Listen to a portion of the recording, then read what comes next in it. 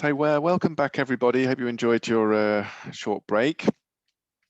Now, we have our next session, by no means a stranger to GSE, Cristian Coraci. Did I say that correctly? Yes, finally. I mean, you're back in your good books. That's great. Is back with us. So for those of you that know Cristian, he's one of his specialities is forensics. It's my only specialty. It's your only specialty. I'm sure you've got others. So welcome back, Cristian. I'm sure you've got, as usual, some scary stories to tell us. So over to you, sir. Thank you very much for coming back. Oh. Hello, everybody, and welcome to Tales from the Dark Side, a digital forensic saga. This is a saga with many episodes. Again, I ran into some technical issues. Therefore, this will be a totally live session. So you will be stepping into my lab, and let's crack on. So we will start with defining or finding out what is a digital forensic investigation. It's one of the definitions is the gathering and analysis of digital information in an authentic, accurate, and complete form for presentation as evidence in a civil proceeding or a court of law.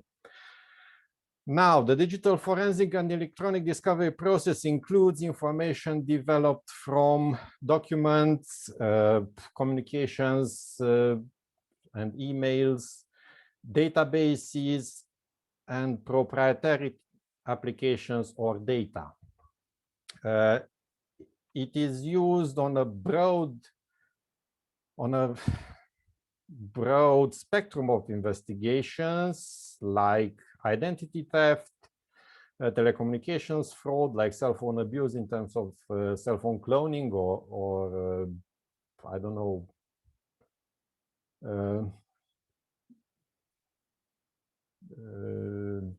cell abuse, like distribution cell abuse, online auction fraud, like stealing credentials from eBay or Amazon, or stealing credit card details from eBay or Amazon, trafficking in contraband, like child porn, or maybe digital content piracy, like film piracy, music piracy, stuff like this. Network intrusions, like hacks that has as a result resource damages. Cyber threats like email harassment or ransomware or maybe cyberbullying. And of course, pirating of intellectual property or IP. Now, when it comes to intellectual property, your precious data, your precious research data, customer database, it can be lost in different ways. One of them, especially if you're in the defense industry, is due to espionage. Another way is, as I said, external hacks, when a third party access your net is using an exploit to access your network and steal your data. It can be lost due to human negligence. I don't know, maybe your database administrator didn't secure it properly, or is using admin as a username admin and as username, sorry, password. I'm a little bit nervous just due to this, what happened to me recently. And you can lose it due to leaks fueled by insiders. Now, when it comes to insiders, the cybersecurity industry acknowledges three main types. So one of them is the inadvertent one, or the innocent one. It can be an employee, contractor, or business partner who has access to an organization's network, systems, or data. They have little or no security training or awareness, and therefore they cause harm without a malicious intent. Another type is the negligent one. Again, employee, contractor, or business partner who has access to an organization's network, systems, or data. They have cybersecurity training or awareness, but they are overconfident. Basically, attitude is like, don't worry, nobody's perfect, as this smiley shows you. And they do cause harm by making errors or disregarding organizations' policies in terms of they're thinking, well, this policy does not apply to me, or I'm not the one who will be tricked by a phishing email or something like that, and then surprise. And the most dangerous one for you is the malicious one. This one can be a whistleblower, and as I said many times, perhaps the most notorious one is Edward Snowden. They can be a disgruntled employee like Martin Tripp, who went on the internet and alleged that a certain type of batteries in Tesla car are unsafe. Now, according to Tesla and Elon Musk, he's only a disgruntled technician who was refused promotion. It might be a job leaver. So, for example, someone who's taking another job, but he's thinking, okay, let's take some secrets with me. Maybe I make some money or some other profit. And they cause intentional harm to the organization, to your organization. Now, let's step a little bit into the Hollywood, as usual, and let's find who are our characters and what the scenario is. So we have the good, that's all the honest employees. We have the bad, the insider, and we have the ugly. Now, for the purpose of this slide, I will be the bad. Furthermore, I will become the ugly. I will show you what will happen to your data and how is it possible. So, I want your data. I'm the bad guy. I'm the insider. How do I do it? Well, the easiest thing for me to do is to install a hardware keylogger onto your system and harvest the credentials for the system administrator. Now, with these credentials, obviously, I can create a new special account and a new admin account with elevated privileges, and I can access basically any part of the server. In this case, it will be the mainframe, obviously. So let's see how one of these things looks like. It's like this one. It's a keylogger.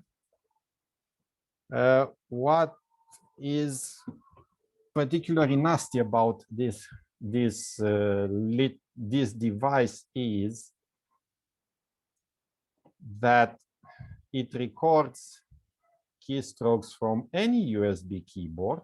As you can see, it's really small in size. It's only 1 centimeter in length. It can store up to 8,000 pages of text. It can act as an internal flash memory as well. It has 16 megabytes of capacity. It's 100% stealthy. It won't be detected by any security software you're running, regardless what are you running there. It has support for over 40 national keyboard layouts, so most of them, basically all of them. It works as a Wi-Fi hotspot or as a Wi-Fi device, so basically it can be accessed from the data on it can be retrieved remotely from my phone, mobile phone, tablet, another computer, over the network, over the internet. As you can see, it supports network security. So even if you detect it as a wireless network or as a Wi-Fi hotspot, if you don't have the appropriate key, the password, you cannot access it, so you don't know what will be there.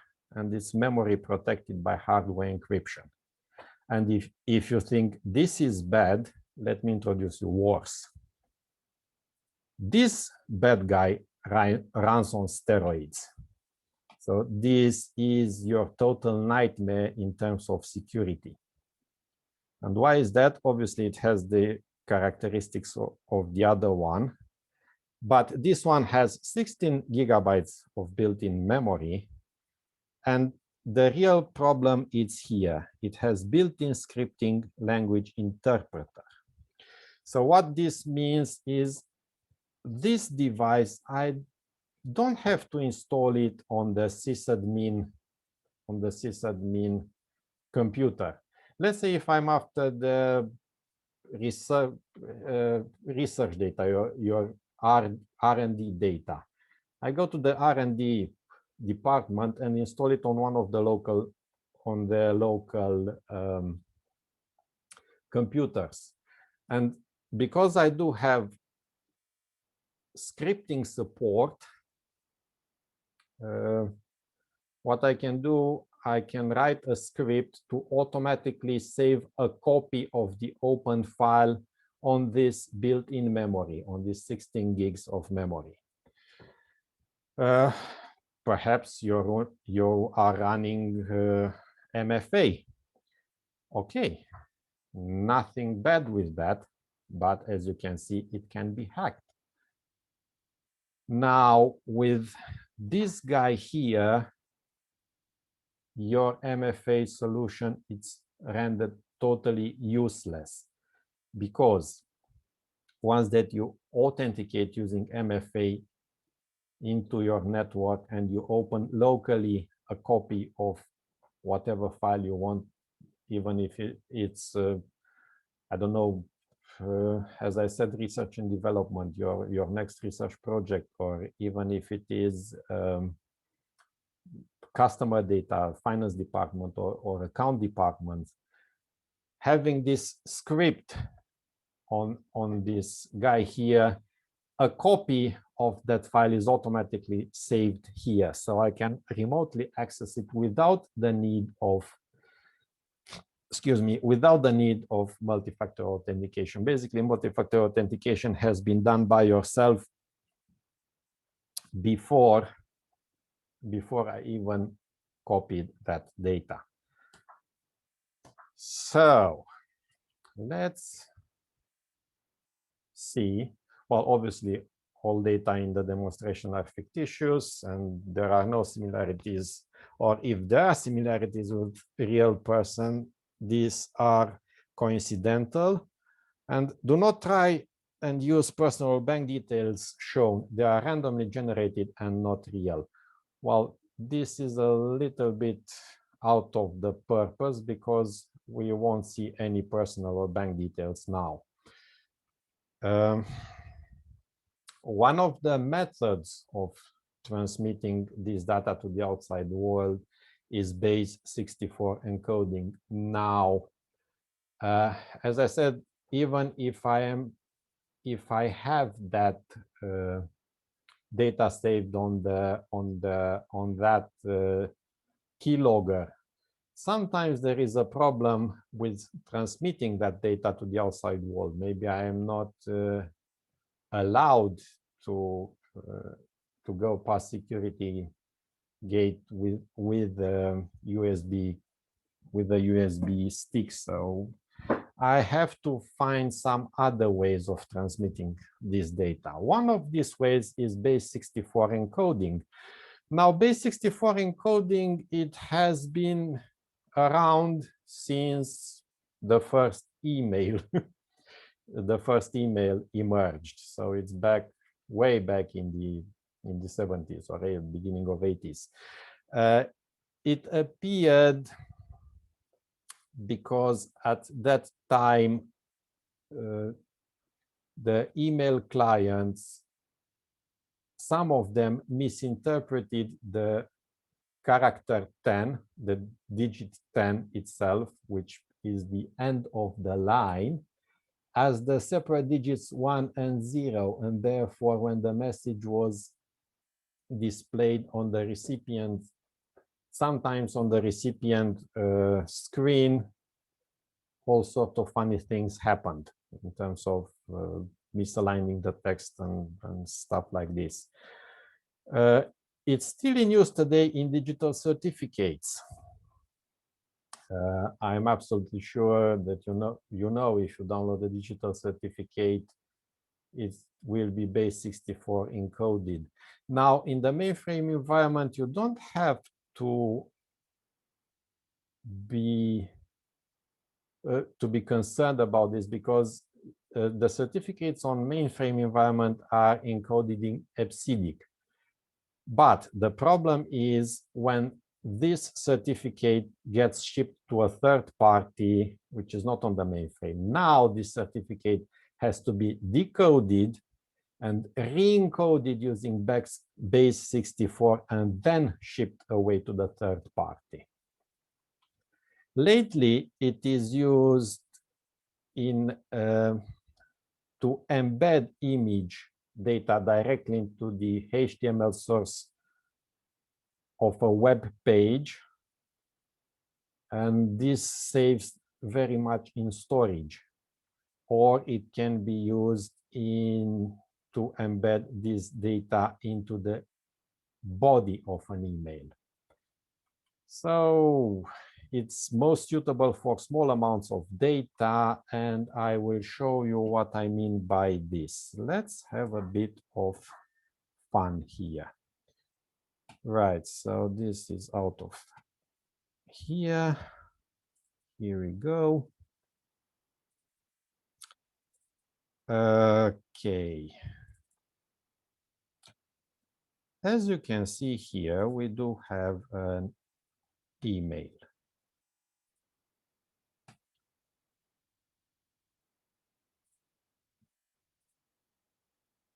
So this email, as you can see, is totally harmless. The address of hello, the address for the party is somewhere. Okay, now what is strange about this one is the size of it. It's quite big for an email. Let me show you what I mean by this. If you are asking your email client to show you the source of it, you will find out that we have in the body of the email, we have a line saying Base64, and then we have here some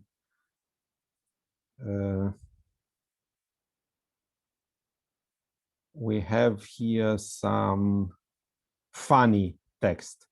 Okay, unfortunately, I cannot.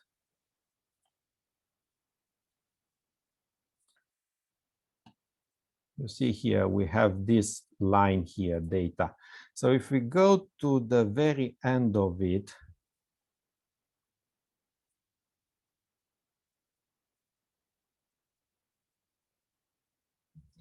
it is very, very, very long. So I'll spare you the trouble. Basically, is this one. This is what's there. So let's see what this is. We copy it and we use a Base64 decoder. We paste the text and we convert the string to image. And at some point, it will get converted. It takes a while, unfortunately. It's not as straightforward as it should.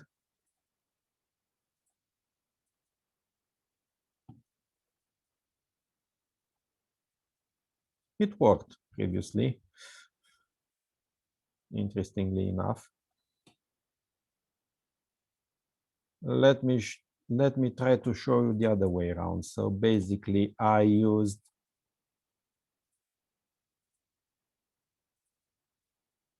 this image, and it has been encoded here.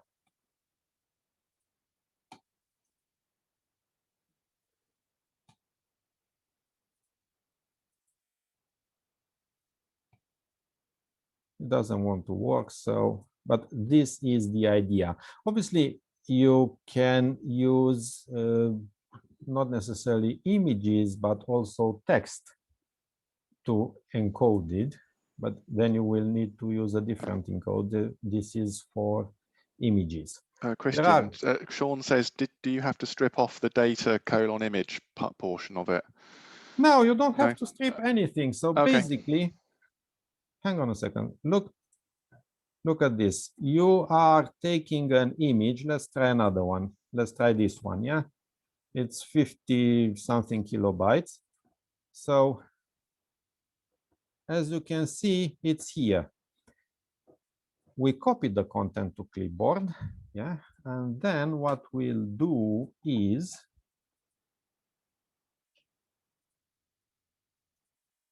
we stick it here. Instead of this one here, oh, this will take a while. Sorry, it's always like this. So what we'll do, let's evidentiate this a little bit. So we have Base64.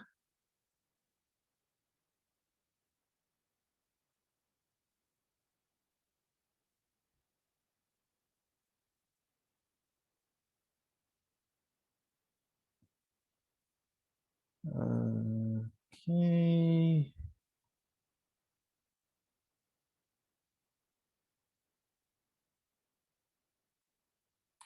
And it goes on and on and on and on.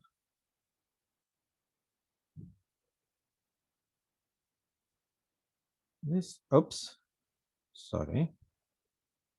So up to, well, let's delete these ones and then these ones. And what we'll do is paste it here. Yeah, we save the changes and look at this. Oh, come on.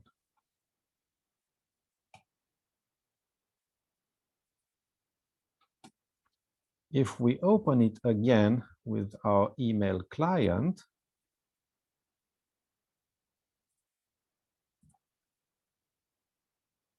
oops. Oh, yes, my bad. Sorry. My bad. Open, display. What I've done, I introduced 2 lines here. Right, so let's save it. This should work now.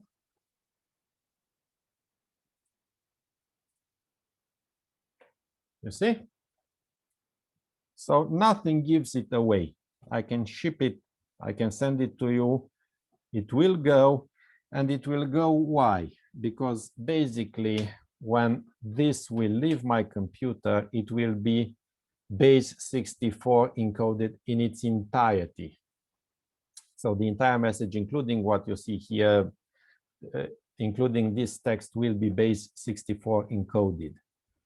Now, on the other side, the recipient knows that there is something hidden. So the only thing that they have to do is to view the source and then copy this line from here, decode it, and here we go. So this is sorted. Any question? Oh, sorry. Any questions so far? Nothing in the chat at the moment.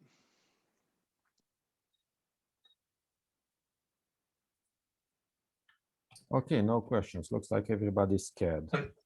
Okay, This is Sean Smith. I have a question. Yeah.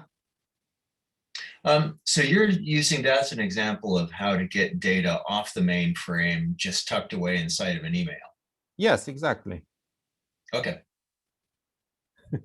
It's and yes, and yes, so far you're scaring the crap out of me. Yeah, well done. okay. Hang on a second. That's not all.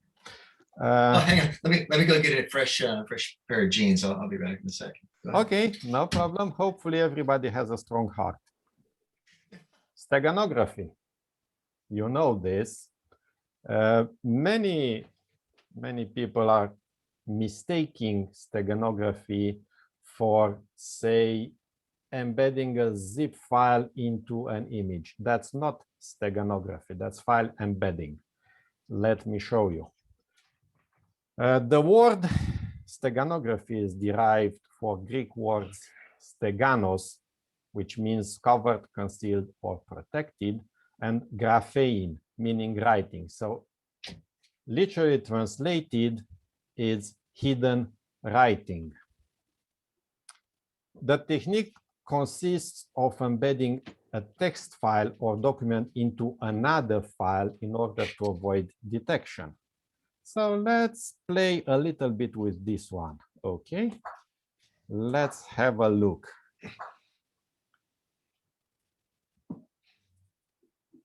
We have here a document, totally innocent. Right, let me show you what this means.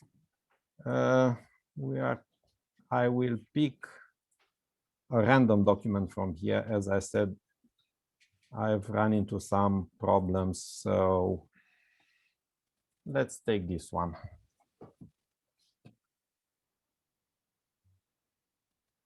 Oh, it's already open. Okay, never mind. So we copy this text, we paste it, let's say here. Yeah, here we go. Not bold. We leave it as is at the moment. And what we'll do, we'll make it 1 point in size. And on top of that, the color will be white. Now, it is given away by this small, it doesn't recognize all the words. So, but as you can see here, what I want to show you is the fact that technically you cannot see it. So if you don't have a trained eye for this will go totally away. Let's do another one. Let's try some proper text, okay? Proper English. Let me find something here if I have something. Okay. No, oh yes, I do have something. Blah, blah, the person. Okay, so let's take this one. Yeah, well, all sorts of personally files, so this is it. But as I said, it's a live session. You're stepping into my lab, so here we go. Okie dokie. Let's paste this here. And this time, let's eliminate this one.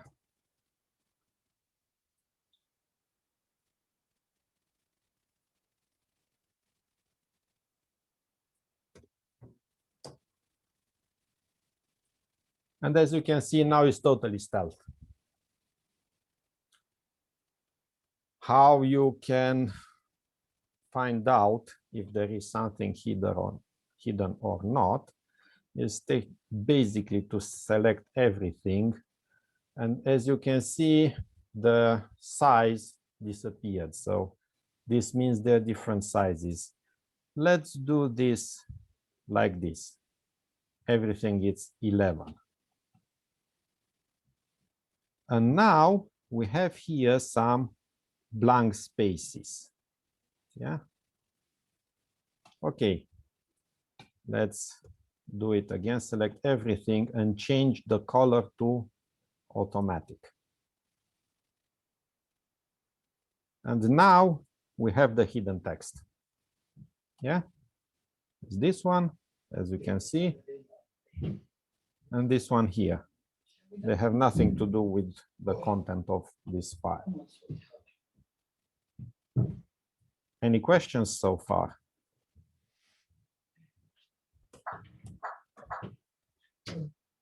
So how does that new pair of jeans working? So far, so good. So, okay, that's good then. The other one terrified me because we use email on the mainframe. So it'd be very easy to embed data right into an email. Exactly. And the funny thing, you know what the funny thing is? It's totally stealth. So you can run whatever DLP or CM solution you want. It will go away. You will never find anything. Not even a false positive. And it has been tested and demonstrated. As a rule of thumb, let's do it like this. Obviously, you cannot say, but what you can do. So this is 72.7 kilobytes. Let me show you the message itself without this funny thing. Come on. Unfortunately, will take a little while.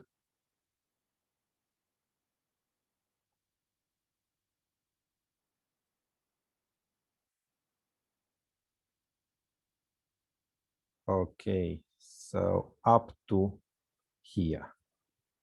So if we're deleting everything from here and save this thing,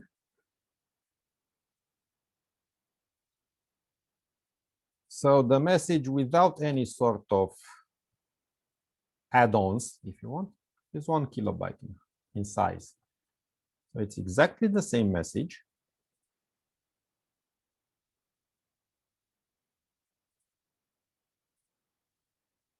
You see? But if you're viewing the source, we don't have that base64 there. So as a rule of thumb, whatever is, let's say, more than 50 kilobytes in size, it's fishy. So you better check it. You never know. Let's try something else. See if this works. Oh. By the way, I scared Jamie with this one. Just before. Yes, you did. Let's see if I can find something bigger in order to show you what's what, or how we can. Yeah, let's put some more text into it. Yeah. So, okay, we don't need this one. We need this one. Display.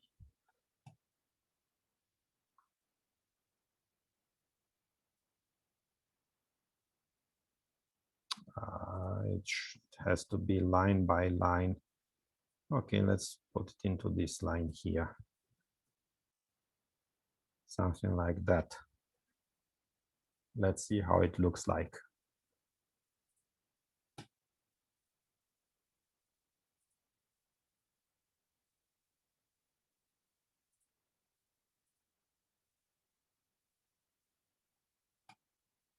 Yes, so that's it, as you can see. Now, with some more text in it, the message is 1.6.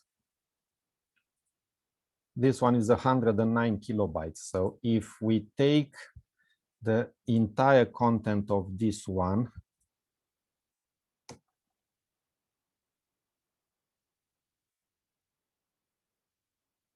And again, we paste it here.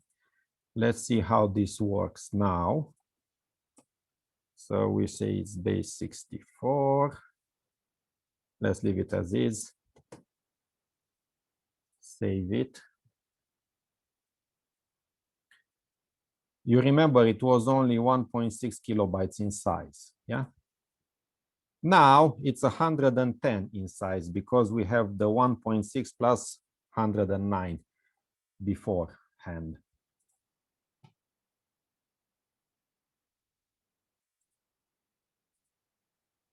So again, you cannot see it. Right. Questions? No questions? So when I send you your CPE certificate or email, do you do your forensics on it then, Cristian? It is done automatically. Oh, okay. I don't have to bother. It's done automatically. Oh, okay. Yeah. Right. Let's play a little bit with file embedding. Now, file embedding is a very dangerous method which will allow ones to leak huge amounts of data in apparently inoffensive files. The techniques consist of embedding a file into another one, obviously. The resulting file, however, is not giving away the hidden content. And therefore, you need advanced knowledge about properties of different file types. So if you weren't scared, let me scare you totally now. Oh, yes, of course. My dear Windows 10. Cancel, please. Come on, cancel. Nothing. Yes, how I love this. Obviously. Every time when I have to do something and I have a presentation, this is happening. Okay. Now I don't strip off. Yeah, I responded to this. What order? Oh, Jamie and Kiara. Okay, sorry. Okay. So let's see. Progress. Okay. Good. So it has been dealt with. We have to restart it, I'm afraid. You see, this product, Windows 10, I don't dislike it. I hate it with a vengeance. That's why I'm running Linux anyway. Yes. Now we have to restore it. So while that's cooking away, Cristian, so Yeah. the keyloggers then, I noticed when you were on the Amazon site, it said available from other sellers. So it's not available on Amazon Prime then, so you can like get it tomorrow. No, but let me show you something. Where the danger is, basically. Mm. This one, the advanced one, is yours for 65 quid. It comes in a week. Yeah. Mm-hmm. The problem is the vendors, and not even Amazon, are not asking you, are you certified? Are you an ethical hacker? Are you a security professional? They just ship it to you, and that's it. It's coming. So on the questions part of this presentation, I will give you some methods to protect yourself.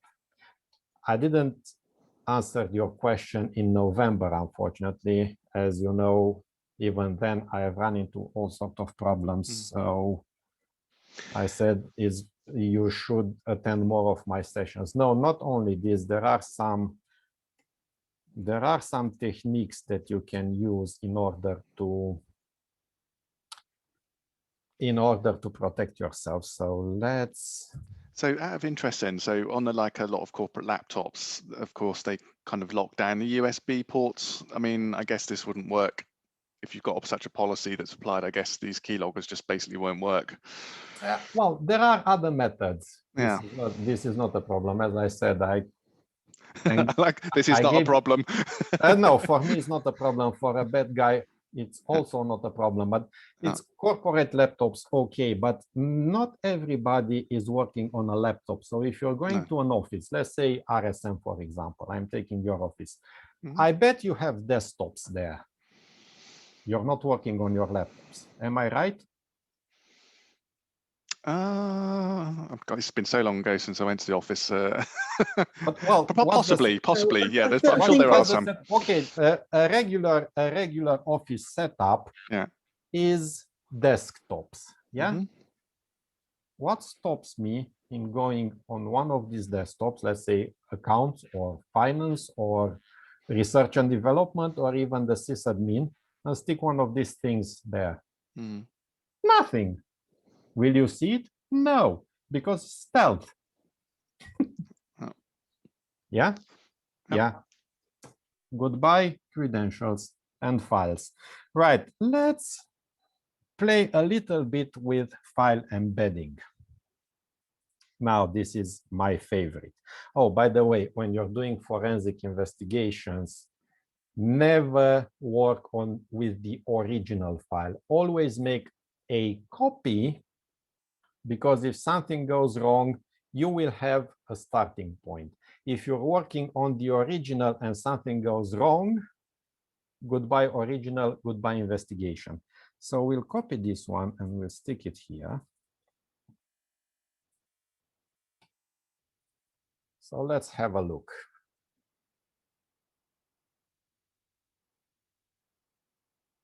"91 kilobytes. Remember this. Windows and Microsoft products. I love them. Oh, so here we are. No, I will activate it later. Thank you very much. Okay. What can I do with this one? Anyone can guess? Let me show you. First and foremost, remember this. Any Office file, whether it is a document, Excel spreadsheet, PowerPoint presentation, Visio, or whatever, is a zip archive. So with 7-zip, you can extract the files. In the Word subdirectory, we have the media subdirectory. And here we have that logo. Good.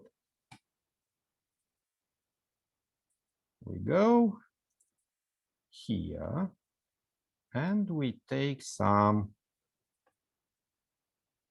random images from here to, let's say, here, all the binaries, yeah?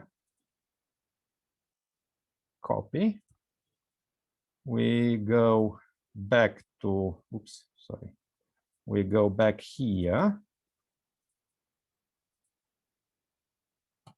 Paste them in. And now we work our tricks. We select everything. We create a zip archive. Documents, yeah. We delete these things from here. We don't need them. Yep. And we rename this one as docx.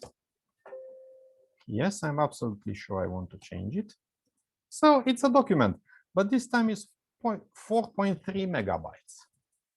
And guess what?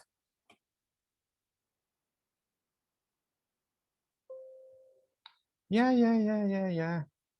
I will recover it. No, I don't activate it now.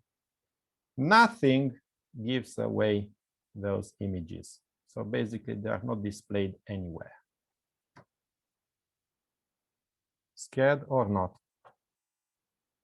Anyone?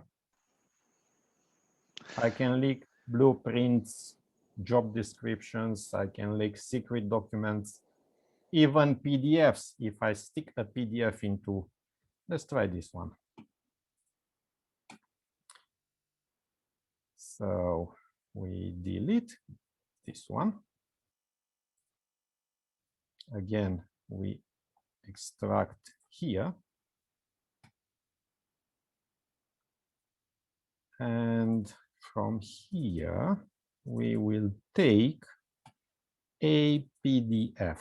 Let's say 12 plus ways to hack into something. Copy. We go back here.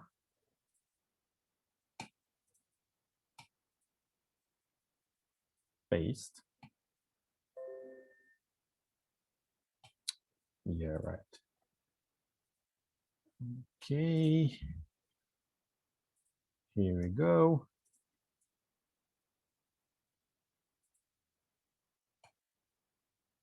Okay. Let's rename it or change the extension, basically, not rename it. Yes, I'm sure. Today, please. Oh, here we go.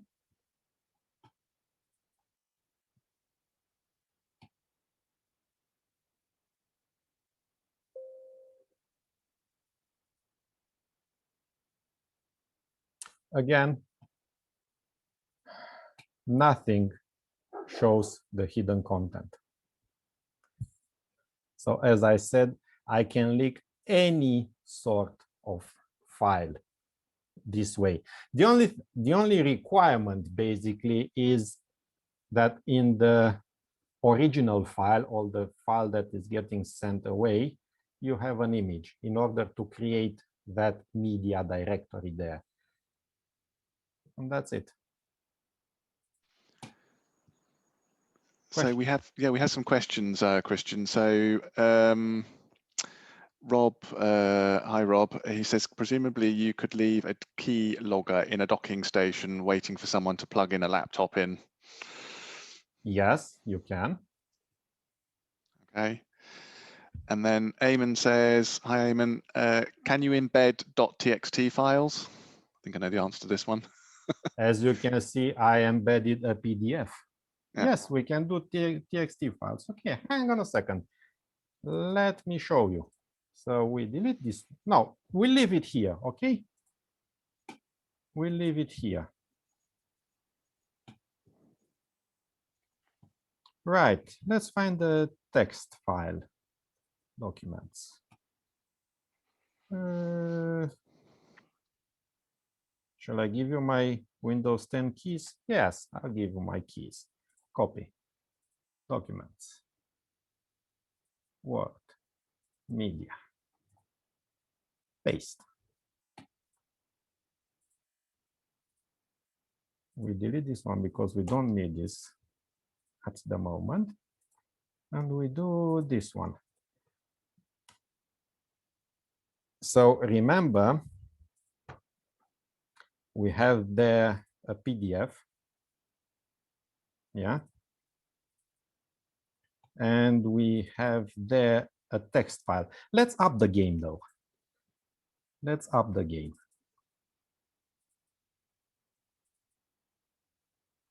Multimedia, photos. Let's add some photos as well.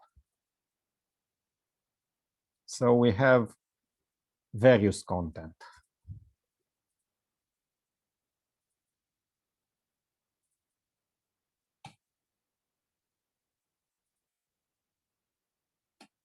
So here we go, yeah? Right. We don't need this one.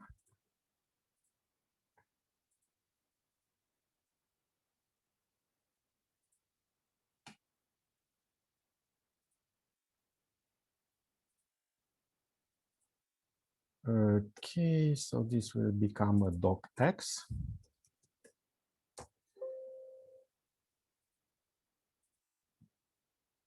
Now it's 11 megabytes.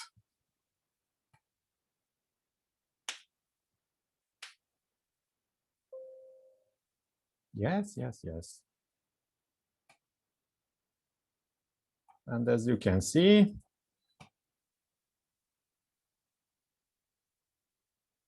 nothing gives it away.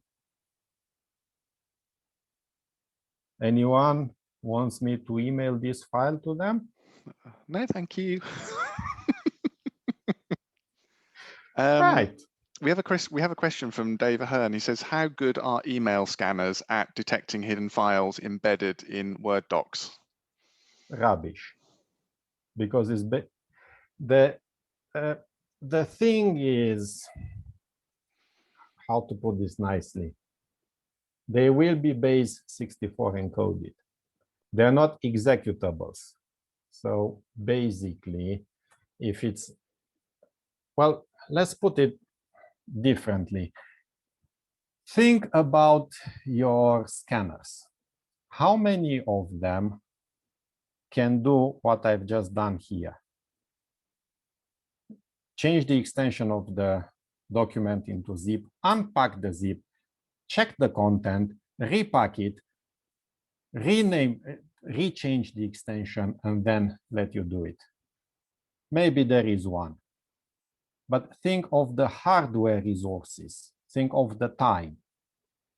So no, it cannot be done physically. So it's impossible. Personally, I'm not aware of any sort of scanner which is, or CM solution, or even DLP software which is capable of doing this thing. If you know one, please tell me. Right, let's continue play with file embedding. Now, my favorite. Excel.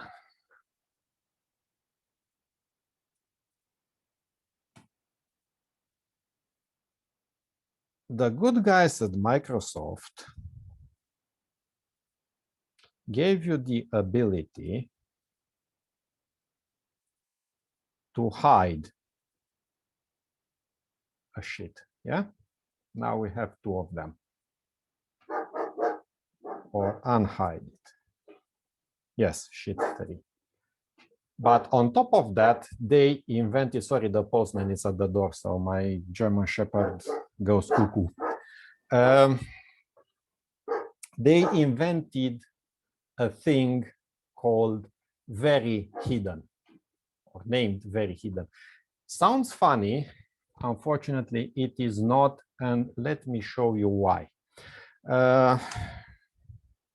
Microsoft Office comes with Visual Basic Engine embedded into it.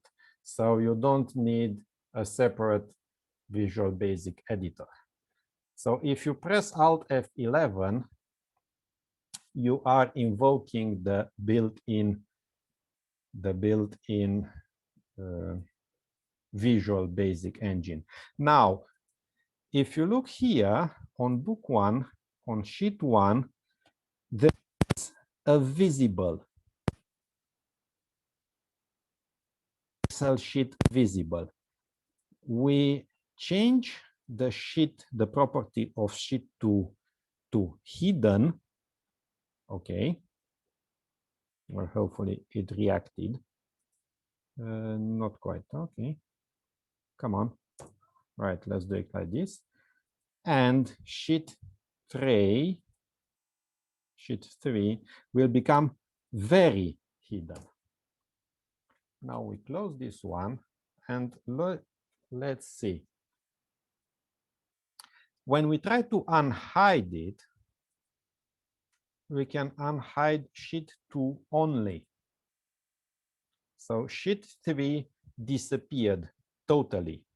It's not here anymore.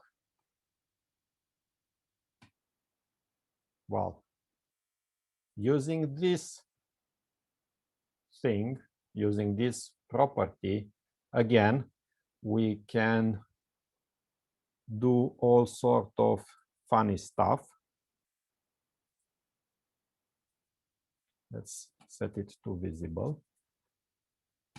Yeah, so on this one here, let me insert something.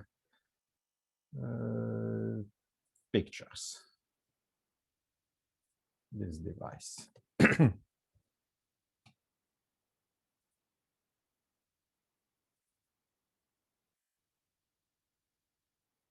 As I said to Jamie, this will be a live. You're stepping into my lab now, basically. Let's put my ugly face here. So here we go. Yeah. Let's save it, basically. Save on this PC documents. Okay, so we're going to documents and we'll say it's very hidden. Right, okie dokie. Now, this one is hidden. And this one is very hidden.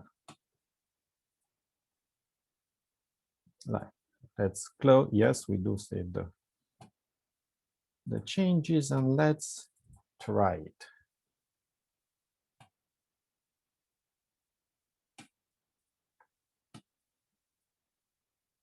Unhide.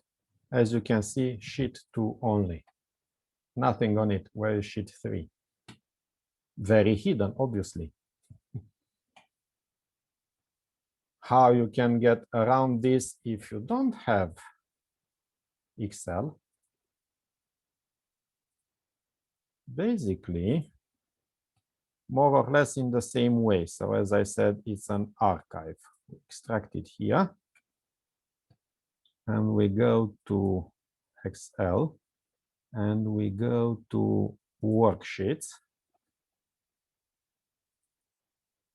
And if we're opening this, oh, please. Seriously? Sorry.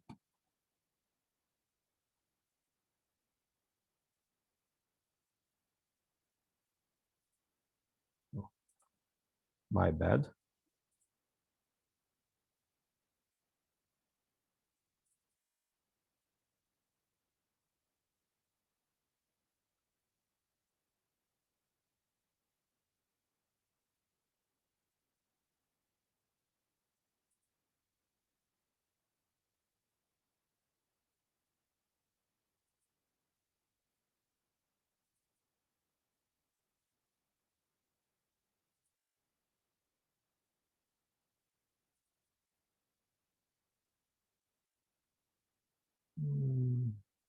There is, looks like they've changed something here I wasn't aware of. Sorry about that.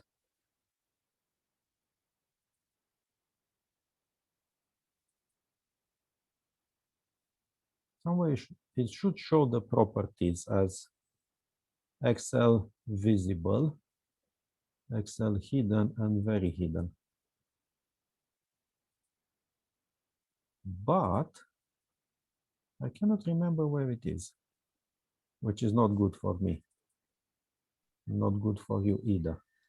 It came up on one of the slides you showed us, Chris, or one of the sheets you went through, Christian. I saw it because I saw the visible or the hidden and very hidden, but I can't remember which one it was. Yeah, exactly. There it is. It's been such a long time. Oh, yes. Sorry. So what we can do here, basically, if we edit this one, okay, open with, let's say, WordPad. Right. Oh, now we have a problem on our hands. Okay. Sheet name, sheet. Yes, basically what we have to do is delete the state of it,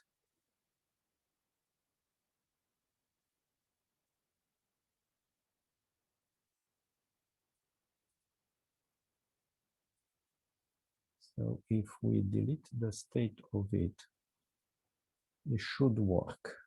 Let's see. It's been a while since I've done this. Right, so let's save it.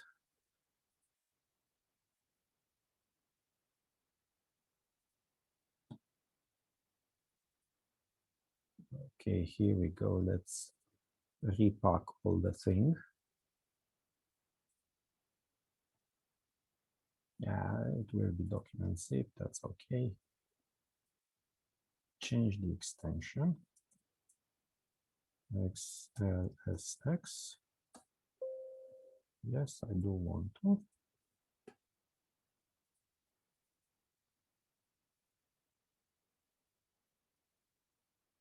And everything is here now, including my ugly face. Questions? We've got a couple of questions, Cristian. So Lenny says, morning, Lenny, afternoon now. I see that this type of embedding requires the new XML format of Office files. So are the older type of files more secure? No, it's the same thing. They're still archives. So even if you are using Office XP, for example, it's still the same. They're still archives. So this is this type of encoding, if you want, started with Windows, Microsoft Office. I think it was, yes, it was XP. It was the first time when it was introduced with the Office XP. So basically, regardless what sort of Office solution you're using, Microsoft Office solution you're using, it is doable. Obviously, you can do this even if you're, well, we're running out of time. Oh, I'm over my times. Please excuse me. So you can do this even in LibreOffice. And if you want me to present in June, I will show you under Linux, the same thing. Okay. So yes, now we covered everything. Oh, I have one question from Kira. She says, so corporate restrictions on mail size are the main protection for us here. Right. Are they? Okay. No, no, that's the question. Is no, it? No. No. Can I have 5 more minutes? We are actually right out of time. Sorry, Cristian. No. Okay. Yeah. I covered this in November, but I will cover it again in June if you want. Yes. Okay. You can split that Base64, that huge text Base64, in very small amounts, and you can do a sequential email if you want. So basically, you can add 10, 15, 20, 100 recipients with the same text and just insert small amounts of that Base64. And then you retrieve all of them, put it all together, you have everything there. Okay. Any other questions? No, I think that's everything in the chat covered now. Thank you, everybody, by the way, for the excellent questions. But anybody else before we wrap up here? Oh, well done. Your favorite. Yes. So no more questions, yeah? No, that's it. That's all the questions. Okay, thank you very much. Apologies for running over. Hopefully you enjoyed it. Feel free to criticize or give me good feedback. And Jamie, can I have a copy of the recording, please? Of course, yes. So yeah, thank you so much, Cristian, for that. Thank you very much. And you've done very, very, very well. And I know live demos are very difficult. They're challenging, is it? So well done for that. I had nothing prepared beforehand. That's the thing. Okay. So everything was live. Yes, that's the beauty of it. Yeah, excellent. Okay, everybody. So it is lunchtime now. like I said, thanks for the excellent questions. Keep them coming through this afternoon. So we've got lunch break now. We're going to take 30 minutes. So like Cristian said, we're a little bit over time, but that's not a problem. We'll make up for it. So yeah, if we come back at 1:20, that's 13:20, and we'll resume with our next session. By the way, we're going to keep this open, the Zoom, so we're just going to go on mute, so don't worry, we haven't lost you or anything like that, and we'll pick up in about 30 minutes. Right, see you later.